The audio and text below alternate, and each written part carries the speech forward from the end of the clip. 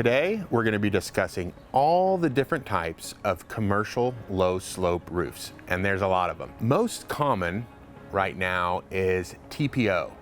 And TPO is a type of membrane roofing that is heat welded together to form a roofing system to keep your building dry. Very similar to TPO is PVC, that's used in a little bit different more applications. You'll see that more on PVC, more on restaurants. Then you get into your rubber roofing, which would be your EPDM roofing, which is typically a black rubber roof that you'll see. And a lot of times you'll see this as a ballast system with rocks holding it down. Next, you're gonna see your modified bitumen roofing, which is commonly referred to as a mod bit roof, which are narrower rolls. They're not as wide as your EPDM, TPO, and PVC rolls, and they have granule surfaces on them. And then you get into your metal roofs. There's all different types of metal roofs, but you'll see a ton of metal roofs on commercial low slope buildings.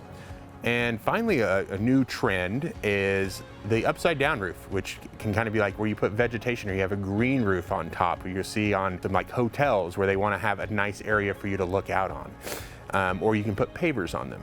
So there is a variety of different types of material that can go on your low slope commercial building. So if you have any questions about what type of low slope commercial roofing system you think would be best for your building, please don't hesitate to reach out to Rhoden Roofing, and we're here to answer your questions.